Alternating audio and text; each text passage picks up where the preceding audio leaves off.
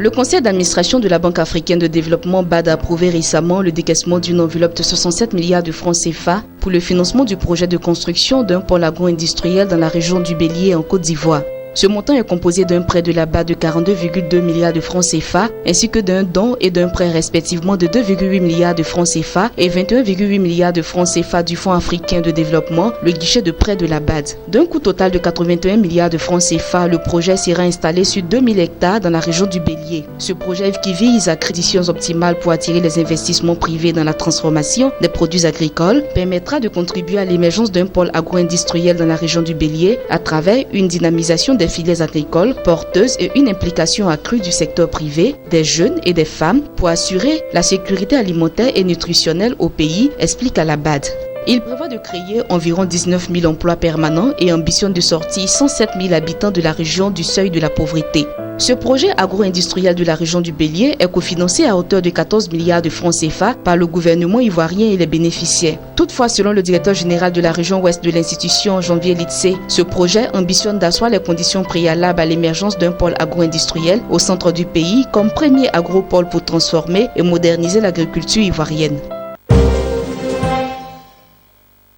Le gouvernement ivoirien a publié les résultats d'une enquête sur les entreprises agro-business faisant ressortir 28 entreprises agro-business dénombrées avec 36 699 souscripteurs qui ont investi 66 milliards de francs CFA puis une promesse totale de 660 milliards de francs CFA. Face à la prolifération des entreprises d'agro-business et au risque que celles-ci pourraient faire courir au secteur financier ou aux populations, un groupe de travail a été mis en place en novembre 2016 avec pour mission de conduire une étude permettant d'informer les plus hautes autorités sur l'ampleur du phénomène, d'en évaluer les risques et de prendre les décisions appropriées. Selon le porte-parole du gouvernement Bruno Nabagné-Koné, au terme des travaux du groupe, les soldes disponibles sur les comptes bancaires de ces entreprises s'élèvent à plus de 22 milliards de francs CFA. Les retours sur investissement proposés à très court terme vont de 300 à 1000% du capital investi, ce qui correspond à un engagement global estimé à 660 milliards de francs CFA. Par ailleurs, les retours sur investissement payés aux souscripteurs ne proviennent pas des revenus issus de la vente des récoltes, mais plutôt de nouvelles souscriptions, a-t-il précisé.